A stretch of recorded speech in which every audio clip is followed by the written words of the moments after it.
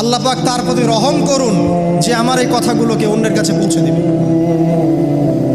নবীজির ভাষণ। এরপর নবীজি বলছেন, জেনে রাখো নিশ্চয়ই তোমাদের পরস্পরের, মুসলিমদের পরস্পরের সম্পদ, পরস্পরের রক্ত, পরস্পরের এই যে জান মাল ইজ্জত, এগুলো একে অপরের জন্য হারাম।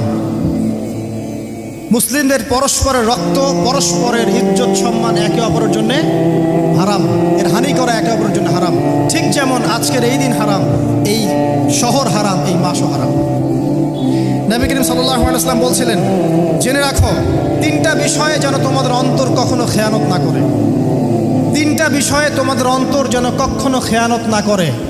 এক, তোমরা যে কাজটাই করবা শুধু আল্লাহ পাকের সন্তুষ্টির জন্য করবে। তোমরা যে কাজই করবে শুধু আল্লাহর সন্তুষ্টির জন্য করবে। তোমাদের শাসক বর্গের কল্যাণ কামনা করবে, তোমাদের শাসক বর্গের কল্যাণ কামনা করবে।